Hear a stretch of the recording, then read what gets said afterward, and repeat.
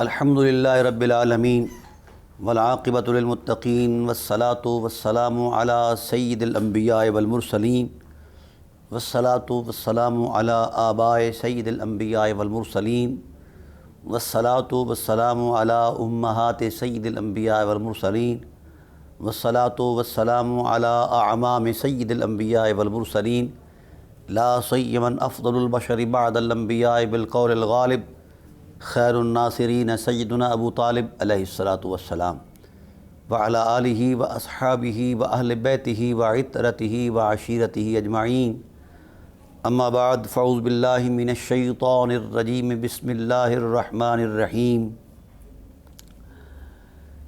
ان ھذا القرآن یہدی للتی ہی اقوم ویبشر المؤمنین الذین یعملون الصالحات ان لهم اجرا کبیرا صدق اللہ مولانا العظیم وبلغنا رسولہ النبی العظیم الرؤوف الرحیم ان اللہ وملائکتہ یصلون علی النبی یا ایہا الذین آمنوا صلوا علیہ وسلموا تسلیما اللہم صل علی سیدنا مولانا محمد وعلی آل سیدنا مولانا محمد کما صلیت علی ابراہیم وعلی آل ابراہیم انک حمید مجید اللہم بارک علی محمد وعلی آل محمد کما بارکت علی ابراہیم وعلی آل ابراہیم انک حمید مجید الصلاۃ والسلام علیک یا سیدی یا رسول اللہ وعلی آلک و اصحابک یا سیدی یا حبیب اللہ الصلاۃ والسلام علیک یا سیدی یا رسول اللہ وعلی آلک و اصحابک یا سیدی یا خیر خلق اللہ۔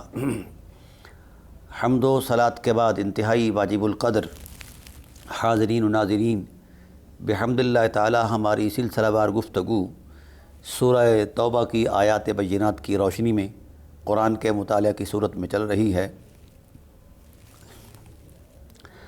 ہماری گزشتہ نشست کے اندر یہ بات طے تھی کہ عہد و پیمان، ایفائے عہد ایک بنیادی عظمت ہے اور انتہائی ضروری ہے۔ اسی لیے سید عالم صلی اللہ علیہ وآلہ وسلم نے ارشاد فرمایا کہ جس کا عہد نہیں اس کا ایمان نہیں، اور جن لوگوں نے اللہ اس کے رسول کی ذات کے ساتھ ان کی عظمت پر عہد کیا ہوا ہے اور زندگی بھر اس عہد کو وہ نبھاتے ہیں، یقیناً وہ سرفراز ہوتے ہیں۔ اللہ اور اس کے رسول کی رضا کا نور ان کو ڈھانپ لیتا ہے، اور نظم کائنات کی بحالی کے لیے ان کا کیا ہوا سچائی پر عہد جو ہے وہ بہت مفید ثابت ہوتا ہے اور عظمت مآب ثابت ہوتا ہے۔ تو ہم نے گزشتہ قسط کے اندر، گزشتہ نشست کے اندر جو بات کی تھی کہ عہد و پیمان میں شخصیت کا معاملہ ملحوظ نہیں ہوتا، بلکہ مرتبہ عہد و پیمان کی بات ہوتی ہے کہ یہ اللہ تعالیٰ کے ہاں کتنا اہم ہے۔ اور اللہ تعالیٰ کی ذات نے ارشاد فرمایا والذین ینقضون عہد اللہ من بعد میثاقہ ویقطعون ما امر اللہ بہ ان یوصل ویفسدون فی الارض اولئک ھم الخاسرون۔ وہ لوگ جو عہد توڑتے ہیں اور قطع تعلقی کرتے ہیں، یہ دو باتیں بہت اہم ہیں۔ آج جو ہماری سوسائٹی جہنم کی مثال پیش کر رہی ہے، اس میں یہ دو چیزیں نہیں ہیں، اس لیے یہ کائنات جہنم کی نظیر بنی ہوئی ہے۔ پہلی چیز کہ بد عہدی، عہد کو توڑنا جس سے عدم اعتماد کی فضا قائم ہو اور اخلاقی رویے پامال ہوں، اور مسلمان کے قول کی حرمت پامال ہو۔ مسلمان کا جو قول ہے وہ بہت بڑی عظمت کا مالک ہے۔ مسلمان کی ہاں اور نہ کے اندر بہت کچھ چھپا ہوا ہے۔ تاہم یہ بات انتہائی قابل غور ہے کہ اللہ تعالیٰ نے ارشاد فرمایا عہد توڑنے والا فساد فی الارض کرتا ہے۔ یہ نص صریح ہے قرآن پاک کی۔ الذین ینقضون عہد اللہ من بعد میثاقہ ویقطعون ما امر اللہ بہ ان یوصل ویفسدون فی الارض اولئک هم الخاسرون، وہ ہمیشہ خسارے میں بھی ہے، یعنی اس کے عہد کے توڑنے سے جو بربادی رونما ہوتی ہے وہ تو ہوتی ہی ہے، مگر اسے بھی کچھ بھی نہیں ملے گا، اسے بھی خسارہ ہے اور اللہ اسے رسوائی دیتا ہے۔ اور سورہ توبہ کی آیات بینات جو ہیں وہ اس معاملے میں ایک واضح ثبوت ہیں۔ اللہ تعالیٰ ارشاد فرما رہا ہے کہ ہم ایسے لوگوں کو رسوا کر دیتے ہیں، اور عہد شکنی جو ہے یہ بدترین عمل ہے کائنات کا، کیونکہ ایفائے عہد سے نظم کائنات کی بحالی ہے، اور عہد شکنی جو ہے یہ انتہائی نقصان دہ چیز ہے۔ اللہ تعالیٰ ارشاد فرماتے ہیں ان اللہ مخزی، اللہ رسوا کرے گا عہد توڑنے والوں کو۔ الی الذین عاہدتم من المشرکین فسیحوا فی الارض اربعۃ اشہر واعلموا انکم غیر معجز اللہ وان اللہ مخزی الکافرین۔ یہ قرآن کریم کا ایک واضح ضابطہ ہے۔ عہد شکن کے لیے رسوائی بڑی ضروری ہے۔ اور پھر یہ ارشاد فرمایا عہد شکن جو ہوتا ہے وہ فاسق بھی ہو جاتا ہے۔ کیفا وَإِيَّذَرُوا عَلَيْكُمْ لَا يَرْقُبُوا فِيكُمْ إِلًّا وَلَا ذِمَّةً يُرْضُونَكُم بِأَفْوَاهِهِمْ وَتَأْبَىٰ قُلُوبُهُمْ وَأَكْثَرُهُمْ فَاسِقُونَ، وہ فاسق بھی ہوتا ہے اور عہد شکن جہنمی بھی ہوتا ہے۔ اس طرح نصوص قرآن کریم نے عہد شکن کی جو سزا بیان فرمائی، رسول دو عالم صلی اللہ علیہ وآلہ وسلم کی ذات والا صفات نے عہد شکن کے بابت تو یہاں تک فرمایا گیا کہ رسوائی کا جھنڈا عہد شکن کی دبر پر گاڑا جائے گا، عہد شکن کی پشت پر گاڑا جائے گا۔ اب یہاں کوئی استثناء موجود نہیں ہے کہ فلاں شخص عہد کرتا ہے تو اس کا عہد چھوٹا ہے، یا فلاں کرتا ہے تو اس کا عہد بڑا ہے۔ اللہ تعالیٰ کی ذات نے ایک ضابطہ بیان فرمایا، اس ضابطے کی زد میں جو آئے، جو بھی بدعہدی کا ارتکاب کرے گا وہ اس مواخذے کا مخاطب ہوگا۔ یہ کوئی بات نہیں کہ عام آدمی بدعہدی کرے تو اس کا مواخذہ ہے، اور کوئی بڑا آدمی طاقتور آدمی کرے تو اس کا مواخذہ نہیں ہے۔ دنیا کے اندر تو وہ لیت و لال سے کام لے سکتا ہے، اللہ کے میزان پر اس کی گرفت ضرور ہوگی۔ اور اللہ تعالیٰ کی ذات نے عہد شکن کو ایک تمثیلی عظمت میں تمثیلی تصور میں بیان فرمایا وَلَا تَكُونُوا كَالَّتِي نَقَضَتْ غَزْلَهَا مِن بَعْدِ قُوَّةٍ أَنْكَاثًا، اے عہد شکنو تمہاری مثال تو اس عورت کی طرح ہے جو سارا دن سوت کاٹتی رہتی پوری مشقت کے ساتھ، چونکہ اس کے دماغ میں خلل ہے، وہم ہے۔ اور یہ مکہ مکرمہ کے اندر ریتا بنت عمر ایک عورت تھی، اس کے دماغ میں خلل تھا اور سارا دن وہ سوت کاٹتی اور اپنی نوکرانیوں اور بادیوں سے بھی کٹواتی، دوپہر کے وقت اس سارے کو کاتے کتائے بڑی محنت اور مشقت کو ضائع کر دیتی اور اس کو توڑ پھوڑ دیتی۔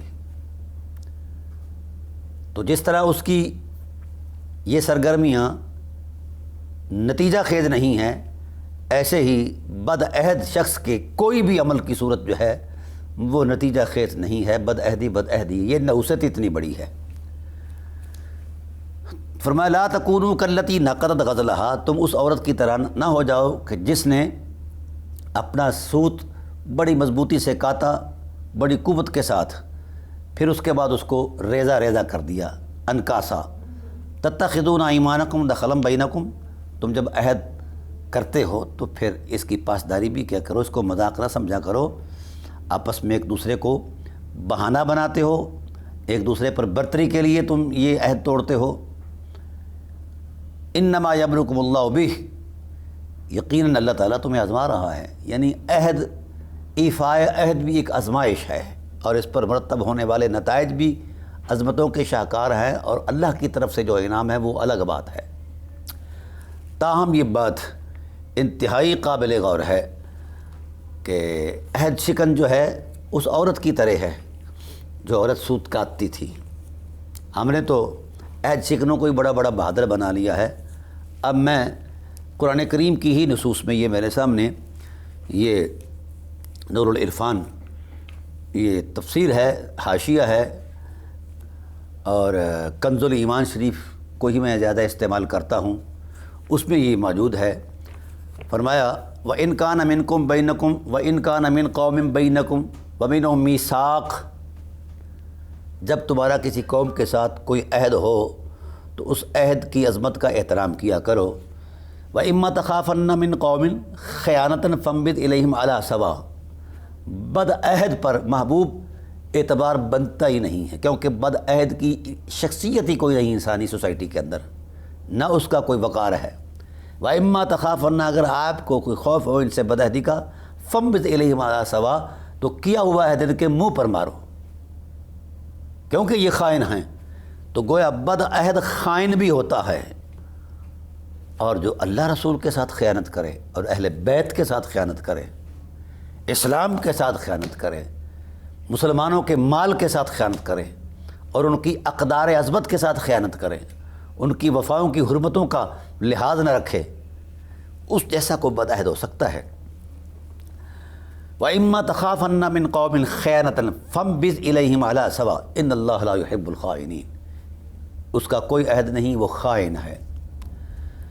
یہ سورہ انفال کے اندر ہے، 10واں پارہ اور 58 نمبر آیت میں. إِلَّا عَلَىٰ قَوْمٍ بَيْنَكُمْ وَبَيْنَهُمْ مِيثَاقٌ. یہ نصوص ہیں، 40 سے زیادہ نصوص ہیں قرآن پاک کے اندر ایفاء عہد کی، اور جو مذمت کی گئی ہے جن بد عہدیوں کے حوالے سے، تو وہ تو ایک تسلسل ہے. تو یہ بات ذہنی طور پر، بنیادی طور پر ذہن میں رہے کہ بد عہد کوئی بھی ہو، اس کی شخصیت کسی بھی ٹائٹل کی ہو، کتنا مرضی مرتبے کا ہو، امام کعبہ کیوں نہ ہو، کوئی ملکوتی فرشتہ کیوں نہ ہو، نعوذ باللہ من ذالک، بد عہد ہو تو پھر اس کی یہی صورتحال ہے جو قرآن پاک نے واضح فرما دی ہے. اس میں کوئی کنڈیشن سٹیٹس نہیں ہے، اس میں کوئی ایکسٹرنل کیسز نہیں ہیں، سب برابر ہیں. بلکہ قرآن پاک نے یہی فرمایا کہ بد عہدی کفار کی عادت ہے. اتنا بڑا حساس معاملہ ہے. الذین عاہدتم من المشرکین ثم لم ينقصوکم شیئا ولم یظاہروا علیکم احدا فأتموا الیہم عہدہم الی مدتہم ان اللہ یحب المتقین. یہ پہلے میں عرض کر چکا ہوں. وأوفوا بعہد اللہ اذا عاہدتم ولا تنقضوا الایمان بعد توکیدہا وقد جعلتم اللہ علیکم کفیلا. جو تم عہد کرتے ہو اس میں اللہ ضامن ہوتا ہے. گویا عہد شکنی سے تم اللہ کے عہد کو توڑ رہے ہو.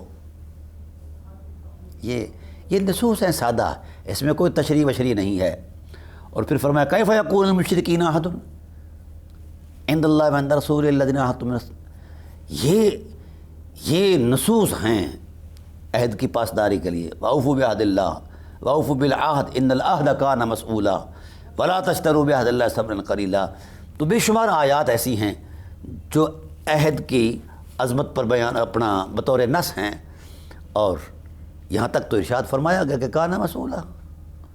تو بھائی آپ مجھ سے نہیں، اپنی تاریخ اور حدیث کے اندر جو ملتا ہے مواد آپ کو، اس میں دیکھ لیں کہ بد عہدی کا آغاز کہاں سے ہوا، اور بد عہدی کی ابتدا کس نے کی ہے، کون بد عہد ہیں، تو سمجھ آ جائے گی.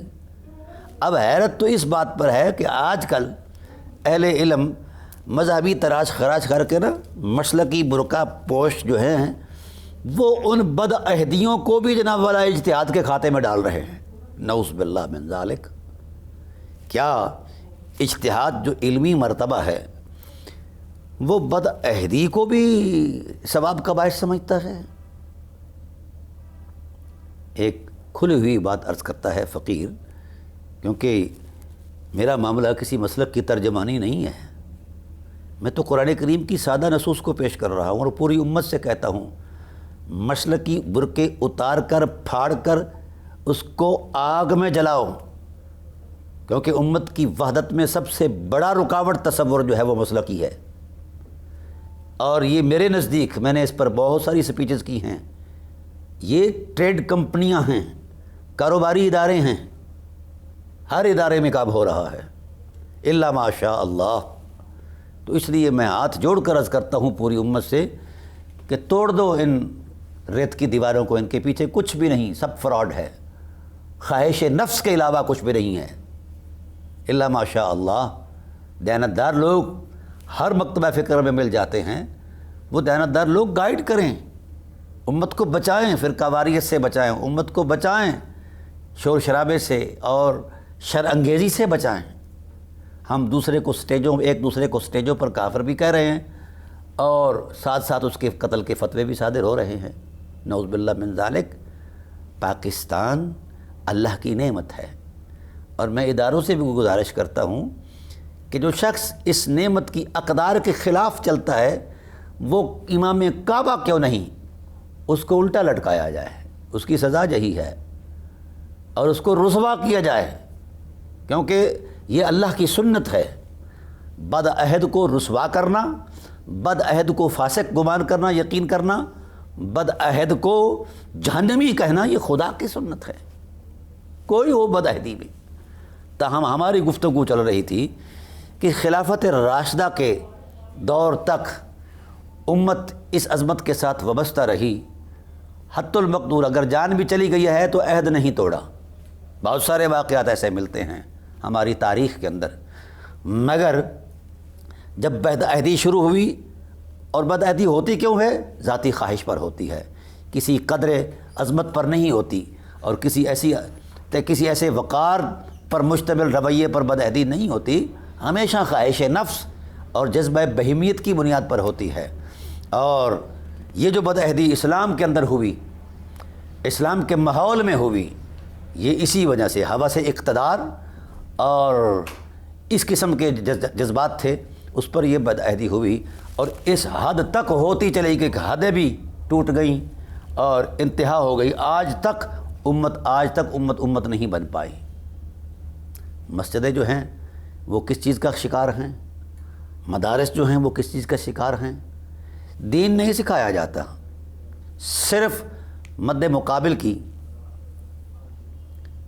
اہانت سکھائی جاتی ہے، الا ماشاء اللہ۔ اچھے لوگوں کو، اچھے مدارس کا میں نام نہیں لیتا، لیکن سردست میں اتنا عرض کرنا چاہتا ہوں کہ کب ہم نے وقت کو سنبھالنا ہے، ہمارے اداروں نے کب کردار دینا ہے۔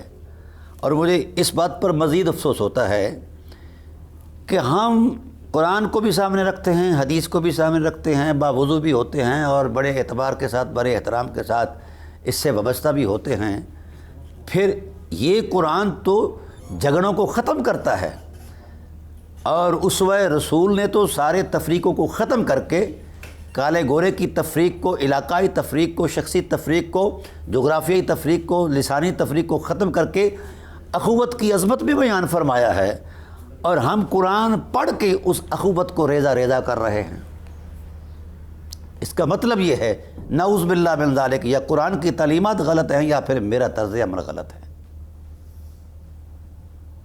مجھے اپنی اصلاح کی ضرورت ہے۔ قرآن مجھے سمجھ نہیں آیا تو قرآن کہتا ہے فَاسْأَلُوا أَهْلَ الذِّكْرِ إِن كُنتُمْ لَا تَعْلَمُونَ، کسی سمجھدار سے سمجھ لے۔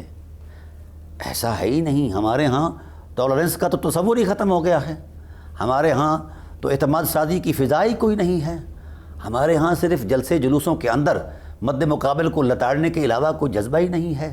کبھی خیر سگالی کے جذبے میں یہ لوگ مل بیٹھے؟ نہیں مل بیٹھتے، اور نہ ہی مل بیٹھیں گے۔ میں پاکستانی قوم سے کہتا ہوں یہ جبے کو بے نہ دیکھا کریں۔ جس جبے میں حرمت اسلام، حرمت پاکستان کا جذبہ نہیں ہے، وہ جبہ بیڑیے کا ہے، اس نے بھیڑ کا روپ ڈالا ہوا ہے، خواہ کوئی ہو، مجھے اس سے کوئی پرواہ نہیں ہے۔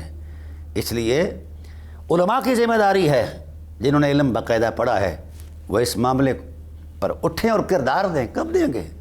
وقتی طور پر میٹنگز بھی ہوتی ہیں، اجلاس بھی ہوتے ہیں، ٹھپ چند ہو جاتی ہے۔ بھائی اس کا مستقل علاج کرو۔ پیٹ میں جو درد ہو اور بندہ درد سے کراہ رہا ہو تو کوئی اٹھے علاج کے لیے، اس کے منہ میں کپڑا ٹھونس دے یا اوپر ٹیپ لگا دے تو وہ کراہنا تو آواز تو نہیں آئے گی، درد تو ختم نہیں ہوگا۔ ایسے ہی ہم وقتی طور پہ جو اجلاسات کرتے ہیں، نظریاتی کونسل کا اجلاس ہو جاتا ہے یا ادھر ہو جاتا ہے، پھر ان معاہدوں پر کوئی نہ کوئی عملی صورت بھی سامنے آنی چاہیے ان معاہدوں کا کردار نظر آنا چاہیے، ان اجلاسوں کا کردار نظر آنا چاہیے، لیکن دینے کو تیار نہیں ہے۔ اور ان لوگوں کا کبھی کوئی مواخذہ ہی نہیں ہے جو انتشار ڈالتے ہیں۔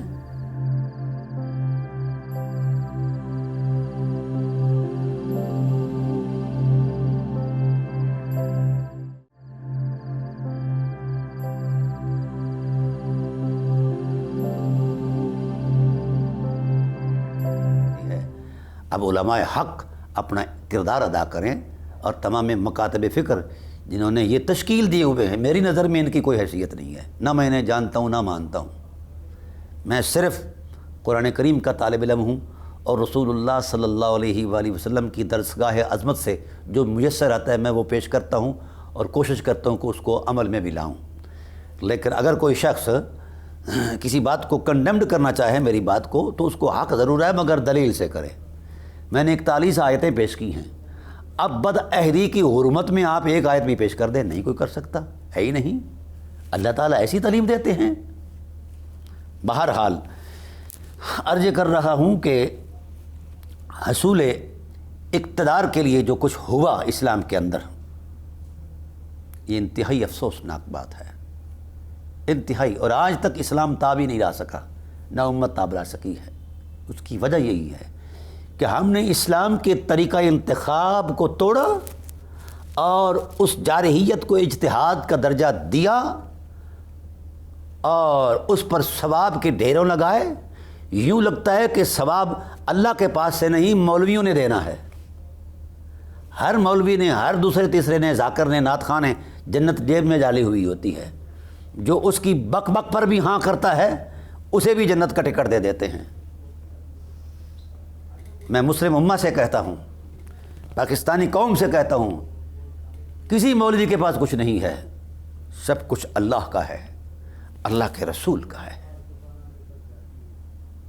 یہ لوگ خود سرٹیفائڈ نہیں ہیں، یہ آپ کو جنت کا سرٹیفکیٹ دیں گے۔ اس لیے قرآن سب سے بڑی عظمت ہے، صاحب قرآن صلی اللہ علیہ وسلم کی تعلیمات انتہائی عظمت ہیں، اس طرف کیوں نہیں آتے؟ اور یہ خیانت اہل علم ہی کرتے ہیں، قرآن کا مس یوز کرتے ہیں، حدیث کا مس یوز کرتے ہیں، نہ خدا سے شرماتے ہیں نہ مصطفیٰ سے شرماتے ہیں۔ بد عہدی اگر میں کروں تو میری گردن مڑوڑ دو، اگر کوئی بڑا آدمی کرے تو اس کا ناز بن جاتا ہے، جس طرح یہ بنایا ان لوگوں نے۔ اب معاہدہ تھا حضرت امام حسن علیہ السلام کی ذات والا صفات سے، اور کھلے لفظوں میں یہ معاہدہ، اور میرے پاس الحمدللہ اس وقت 8 لاکھ کے کتابیں ہیں، 8 لاکھ ذخیرہ کتب ہے، چھوٹی موٹی رلا کے رسائل تک، جو صرف اہل سنت کی، اس میں کوئی دوسرے مذہب کی نہیں ہے۔ میں انہیں کھنگالتا رہتا ہوں، انہیں پڑھتا رہتا ہوں، اور ہمارے علمی مصادر جو معتبر ترین ہیں میں ان کو پڑھتا رہتا ہوں۔ اب اس معاہدے کے اندر یہ بات تھی امام حسن علیہ السلام کی ذات والا صفات سے، کہ امام حسن علیہ السلام نے ارشاد فرمایا کہ تم نے اقتدار پر قبضہ تو کر لیا ہے، اور ہم نے اس بات پر ایگری کر دیا ہے، کیونکہ اگر یہ نہ ہوتا تو خون ریزی پر یہ لوگ تیار تھے۔ میں یہ سوال کرتا ہوں پوری امت سے اور اہل علم سے، دیانتدار جو ہیں، کسی مسلکی برقع پوش سے میرا سوال نہیں ہے۔ ہمارے ہاں بھی ایک طریقہ کار ہوتا ہے حکومت کے انتقال اقتدار کا۔ پاکستان کے اندر ایک جمہوری سسٹم ہے، یہ گنجا ہے یا کانا ہے، جیسا بھی ہے چل رہا ہے، اور پارٹیاں بھی ہیں، ایک دوسرے کو بلیم بھی کرتی ہیں، ایک دوسرے کو کرپٹ بھی کہتی ہیں، وغیرہ وغیرہ، لیکن پھر بھی اس نظام سے ضرور وابستہ ہیں، ڈیموکریٹک سسٹم پر وہ ضرور وابستہ ہیں، اس کے لیے یکجا ہو جاتے ہیں۔ یا پاکستان کے خلاف کوئی قدم اٹھاتا ہے تو اس کے خلاف یہ سب لوگ جمع ہو جاتے ہیں، خواہ وہ کرپٹ ہیں خواہ کیسے ہیں۔ اور انہی پارٹیوں میں وہ لوگ بھی ہیں دیانتداری جن پر ناز کرتی ہے، اور وہ لوگ بھی ہیں جنہیں انسان کہنا بھی انسانیت کی توہین ہے، تاہم پھر بھی وہ نظام سے آج بھی ایگری ہیں۔ اور اگر کوئی اس نظام کے خلاف قدم اٹھاتا ہے، فرض کرو ماشاء اللہ لگتی ہے، چونکہ آئین میں ایسی چیز نہیں، حالانکہ ہمارے ملک کے اندر ماشاء اللہ جب بھی لگی ہے وہ انتہائی مجبوری کی حالات میں لگی ہے، اور اندر کھاتے جا کر یہ سیاستدان منتے بھی کرتے ہیں کہ اب اس کے علاوہ کوئی ضرورت نہیں ہے۔ تو اگر فوج ٹیک اوور کرتی ہے تو کیا یہ ہماری فوج پاک آرمی جو ہے یہ ملک کو اٹھا کر کسی دوسرے ملک کو دے دیتی ہے؟ بس جس کی انچ کی یہ حفاظت کرتی ہے اور جان اور نذرانہ خون پیش کرتی ہے، کیا ان سے کوئی یہ توقع کر سکتا ہے کہ یہ کسی 1 انچ کا بھی سودا کریں گے؟ نہیں ہو سکتا۔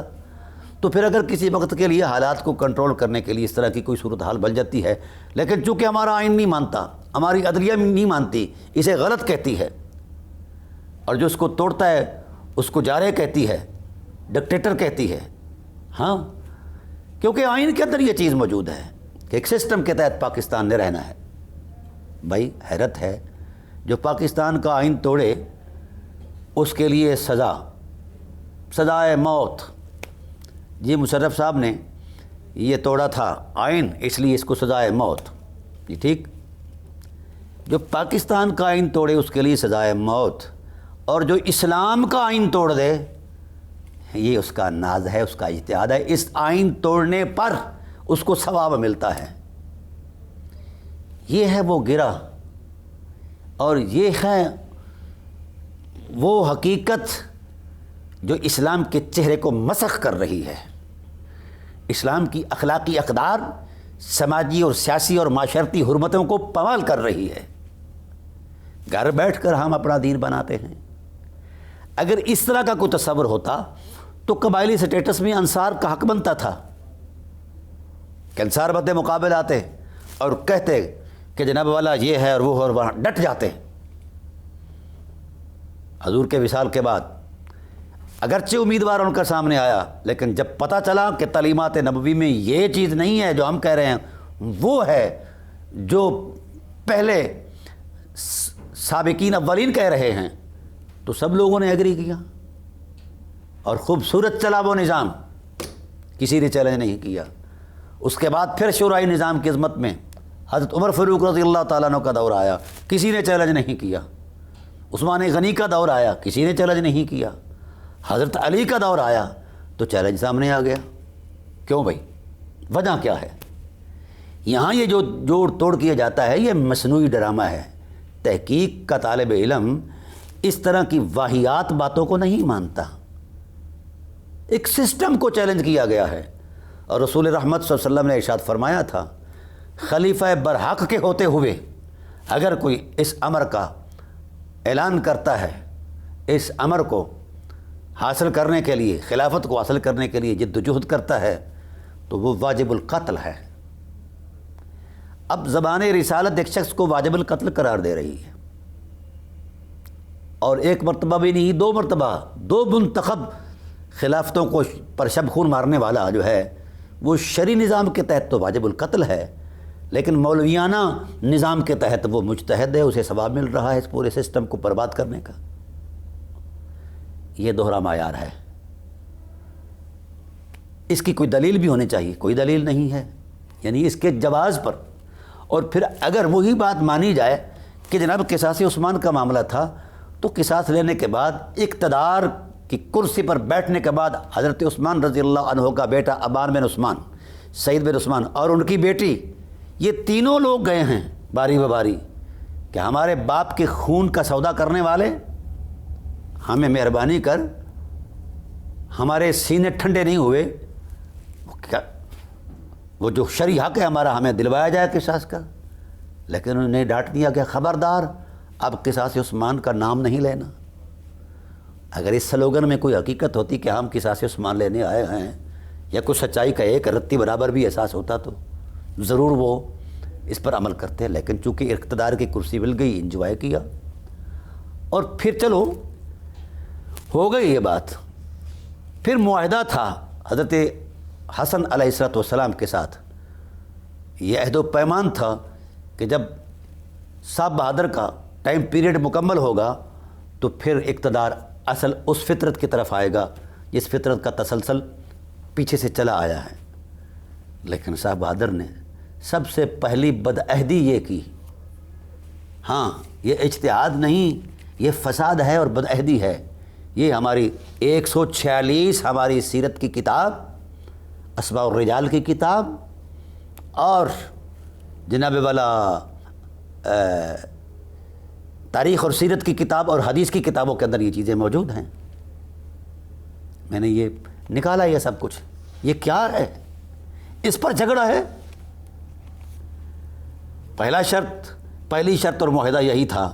طبقات ابن سعد میں یہی بات لکھی ہے، تاریخ الخلفاء میں لکھی ہے، ذہبی میں لکھی ہے، تہذیب الاسماء میں لکھی ہے، اسد الغابہ میں لکھی ہے، الاستیعاب میں لکھی ہے، تاریخ دمشق میں لکھی ہے. یہ ساری باتیں موجود ہیں. ہوا یہ تھا کہ معاہدہ ابھی جاری ہے. حضرت امام حسن بھی موجود ہیں، امام حسین بھی موجود ہیں، یہ ساری عظمتیں موجود ہیں. باوجود اس کے بھی ہماری تاریخ کے اور الکامل فی التاریخ، البدایہ والنہایہ، الاستیعاب، 146 کتابوں کا ریکارڈ میرے سامنے موجود ہے جو ہمارے اہل سنت کی ہیں، اور سندن یہ باتیں موجود ہیں. وکانہ معاویۃ قد اشار بالبیعۃ الی یزید فی حیات الحسن وعرض بها ولکنہ لم یکشفها ولا عزم علیہا الا بعد موت الحسن علیہ السلام. یہ عین معاہدے کے دورانیے میں ہی صاحب بہادر شروع کر دیتے ہیں اپنے بیٹے کے لیے رائے عامہ ہموار کرنے کے لیے، خفیہ. یعنی بدعہدی اعلانیہ ہو تو غلط ٹھہری، اور اگر خفیہ ہو تو پھر جائز ٹھہری. اور اب ڈرامائی تصور دیا جاتا ہے کہ یہ ہے وہ ہے، یہ اس کے جواز کے بھی لوگ فتوے دے رہے ہیں. تو پھر شریعت کو چھوڑ دو یار. یا شریعت غلط ہے یا آپ کے رویے اور طرز عمل اس دور کا غلط ہے. ہر چیز کو ہم نے عقیدہ بنایا ہوا ہے اور اپنی گنتری کر کے جناب عقیدے پر لکیر کھینچ دیتے ہیں. اور بس جی احقاق حق کے لیے دلائل. قرآن نے اللہ کی الوہیت پر ہزاروں دلائل دیے، رسولوں کی رسالتوں پر ہزاروں دلائل دیے. تو کیا خیال ہے اس بدعہدی کو ہضم کرنے کے لیے بھی تو دلائل ہونے چاہیے نا. اللہ اکبر. تو بدعہدی کوئی کرے، میں کروں میرا باپ کرے، وہ اسی ذات میں ہے جس ضابطے کو اللہ تعالیٰ کی ذات نے بیان فرمایا ہے یا رسول اللہ صلی اللہ علیہ وسلم کی ذات نے بیان فرمایا ہے. دوسرا ایک بڑا عام سا معاہدہ تھا کہ ہم تک رہے ہیں. حضرت امام حسن علیہ السلام نے یہ فرمایا تھا کہ ہم تک رہے ہیں کہ ہمارے والد گرامی پر سب و شتم کیا جاتا ہے، گالی گلوچ کیا جاتا ہے، انہیں برا بھلا کہا جاتا ہے. لہذا مہربانی کر کے اس معاہدے میں یہ بات بھی معاہدے کی شکوں میں ایک شک ہے کہ اب ایسا نہ کیا جائے. ہمیں بنو ہاشم کو ہمیں تکلیف ہوتی ہے. یہ اس وقت میرے پاس حدیث کی 161 کتابیں ہیں جس میں یہ بات موجود ہے اور ساری اہل سنت کی ہیں. وَأَلَّا يُشْتَمُ عَلِيٌّ فَلَمْ يُجِبْهُ اللَّهُ إِلَى الْكَفِّ عَنْ شَتْمِ عَلِيٍّ فَطَلَبَ أَلَّا يُشْتَمُ وَهُوَ يَسْمَعُ فَأَجَابَهُ إِلَى ذَلِكَ ثُمَّ لَمْ يَفْعَلْهُ بِهِ. یہ عبارت اتنے کتابوں کے اندر موجود ہے جو تاریخ پر مشتمل، جو حدیث پر مشتمل، اور جو کتابیں اسماء الرجال پر مشتمل ہیں. یہ فرمایا جا رہا ہے کہ ہمارے والد گرامی پر سب و شتم نہ کیا جائے. یہ مطالبہ کیا تھا. مگر ہوا کیا؟ انہوں نے کہا کہ یہ مطالبہ کبھی پورا نہیں ہوگا. صاحب بہادر نے کہا کہ یہ مطالبہ نہیں پورا ہو سکتا. پھر اس سے اور ایک نیچی بات آئی کہ اگر ایسا کرنا ہی ہے تو کم از کم ہمارے سامنے تو ایسا نہ کیا جائے. دل پھٹ جاتا ہے. دو ہی باتیں ہیں، یا قرآن کا انکار کر دے امت، یا اس بد عہدی کے لیے اپنی آواز اٹھائے امت. ہاں نہیں اٹھاؤ گے تو دفن ہو جاؤ گے، تم زندہ دفن ہو جاؤ گے.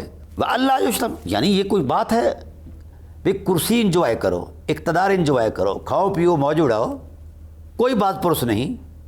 لیکن یہ بات تو کم از کم اگر تم نے اپنی اندر کی بغض کی آگ کو باہر کرنا ہی ہے تو کم از کم ہمارے سامنے تو نہ کیا کرو. اس پر وہ مہربان راضی ہوئے. لیکن جو ہی معاہدہ ختم ہو، جو ہی یہ معاہدہ طے پایا تو پہلا خطبہ ہی یہاں سے شروع ہوا۔ یہ ہے وہ مرتبہ۔ کیا بد عہد بھی امیر المومنین ہو سکتا ہے؟ کیا بد عہد بھی کسی شان کا مالک ہو سکتا ہے؟ اگر تو یہ بد عہد جو ہیں ان کے لیے بد عہدی کا جواز آپ مہیا کرتے ہیں تو بھئی ہمیں دلیل مہیا کر دیں، ہمیں احتجاج چھوڑ دیں گے۔ ہمارا کسی سے کوئی نہ اختلاف ہے، نہ کسی سے کوئی جھگڑا ہے، نہ کسی سے کوئی ایسی بات ہے۔ احقاق حق کے لیے قرآن و سنت کا جو دیا ہوا ٹائٹل ہے اس پر تو ہمیں دیکھنا چاہیے نا جی۔ اور دوسری بات یہ تھی کہ یہ جو نظام سلطنت ہے قرآن و سنت کے آئین مطابق چلایا جائے گا۔ جتنی بد عہدی اس حوالے سے ہوئی الامان والحفیظ، قرآن کی الگ سے پامالی، حدیث کی الگ سے پامالی، اہل ایمان کی الگ سے پامالیاں، تو کیا یہ ساری چیزیں اجتہاد میں آتی ہیں؟ اسی کا نام اجتہاد ہے۔ اجتہاد ایک علمی مرتبہ ہے، یہ بات یاد رہے۔ اور یہ ڈرامائی فراڈ ہے کہ ایک شخص نے علم سیکھا ہی نہیں ہے اسے مجتہد کا درجہ۔ آج بھی مرتبہ اجتہاد کے لیے جو علمی قوائف ہمیں مہیا کیے جاتے ہیں کہ اتنے حاصل ہوں تو پھر جا کر بندہ مجتہد بنتا ہے۔ یہ کیسا اجتہاد ہے کہ علم سیکھا نہیں؟ اور ایک بات یاد رکھیں، میں نے 1400 سے زائد مصادر علمی اہل سنت کے پڑھے ہیں۔ فتح مکہ کے وقت یہ لوگ کلمہ کی اوٹ میں آئے، حنین پر گئے اور وہاں جا کر ریت کے ٹیلوں کے پیچھے چھپ گئے، اور مسلمانوں کی جب پسپائی تکتے تو یہ بغلیں مار کر اشعار پڑھتے، تالیاں مارتے، اور پھر جب کفار حوازنی زد میں آتے تو یہ پریشان ہو جاتے ہیں۔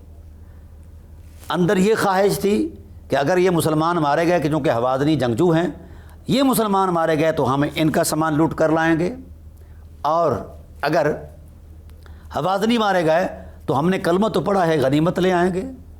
یہ دونوں طرف سے مہربان اپنی شوقیہ عظمت میں آئے اور ٹیلے کے پیچھے چھپ کر بیٹھ گئے۔ کسی ایک کافر کو ایک کنکر تک نہیں مارا، بلکہ ان کی حمایت میں سرگرداں رہے، ان کی خیرخواہی میں۔ یہ آپ اپنی تاریخ پڑھیں اور احادیث پڑھیں جس میں یہ باتیں موجود ہیں۔ پھر جب مال غنیمت جمع ہوتا ہے، سب سے پہلے مطالبہ ان کا ہے، رسول رحمت کی دریا دلی کی عظمت پر قربان آپ صلی اللہ علیہ وسلم کی ذات والا صفات نے 300 اونٹ دیے ان مہربانوں کو، اور 120 اوقیہ چاندی دیا۔ یہ وہاں سے لے کر مدینہ تشریف لے گئے، مکہ پاک تشریف لے گئے۔ اس کے بعد یہ مدینہ حضور کے وصال تک آئے ہی نہیں۔ مجھے کسی اہل سنت کے مصدر علم میں یہ بات نہیں ملی، کھنگال رہا ہوں شروع سے کہ یار کہیں سے کچھ مل جائے، کہیں سے کوئی دلیل مل جائے، نہیں مل رہی۔ اگر کسی صاحب علم کے دامن میں ہے کہ وہ صحیح سند کے ساتھ یہ ثابت کر سکتا ہے کہ جناب والا یہ مدینہ حضور کے ہوتے ہوئے آئے، تو میں اپنی بات سے رجوع کرنے کا پابند ہوں۔ اگر نہیں ہے تو پھر اتنی زیادتی اب امت کے ساتھ نہ کی جائے کہ کبھی ان کو اجتہاد کا ٹائٹل دیا جا رہا ہے۔ جب یہ مدینے آئی نہیں تو ان کے یہ فضائل، مناقب اور یہ سارا کچھ کہاں سے جوڑ لیا گیا ہے؟ یہ بات امت کو یاد ہے کہ وہ ہادی ہیں، مہدی ہیں، فلاں ہیں، فلاں ہیں۔ حالانکہ وہ دعا ہے، کبھی دعا قبول بھی ہوتی ہے، نہیں بھی ہوتی۔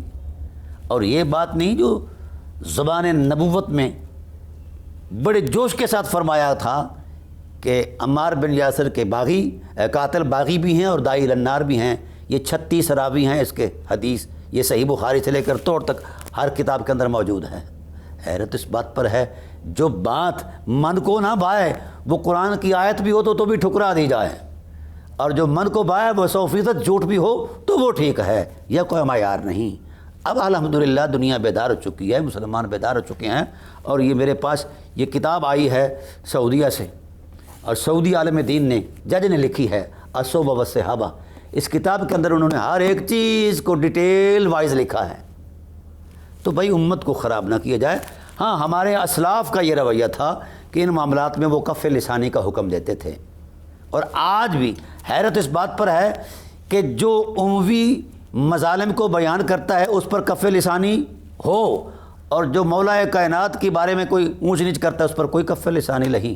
اس سے بڑی بددیانتی کیا ہو سکتی ہے کہ جو ان کی شان میں کوئی سخت کلمہ کہے وہ تو جہنم کے کتوں میں سے کتا ہے، اور جو مولا کائنات علیہ الصلوۃ والسلام کو سب و شتم اور گالی گلوچ ہوتا رہا، ان پر کوئی فتویٰ نہیں ہے اہل سنت کے سٹیج پر کہیں بھی، جہاں تک میری معلومات ہیں۔ اگر کسی کے پاس ہے تو مہربانی کر کے وہ مجھے فتویٰ تو عنایت کر دی جائے کہ جناب والا اس فتوے میں جناب والا ان کی مذمت کی گئی ہے۔ نہیں، یہ کیا معیار ہے؟ دوہرا معیار شریعت میں نہیں ہے، شریعت انتہائی صاف اور شفاف ہے۔ تو لہذا میں سمجھتا ہوں کہ ان نازنینوں کی حمایت کے بجائے آپ دین کی حمایت میں آئیں، ہمیں کسی سے کوئی غرض نہیں ہے، آپ ان کی صفائی دے دیں کہ یہ بالکل عصمت مآب ہیں تو بھی بہت اچھا ہے، امت رک جائے پھر ایسی باتیں کرنے سے۔ اگر یہ عصمت مآب نہیں بلکہ 92 سال تک یہ طرز رہا ہے کہ جس ذات پر خدا، مصطفیٰ، اہل بیت، امت درود پڑھتی ہے اسی ذات پر یہ گالی گلوچ ممبروں پر کرتے رہیں، اور پھر ان کے ساتھ امت کا کیا تعلق ہو سکتا ہے، یا ان کا امت کے ساتھ کیا تعلق ہے؟ میں انشاءاللہ اگلی نشست کے اندر اس کی تفصیل بیان کروں گا۔ وما علینا الا البلاغ۔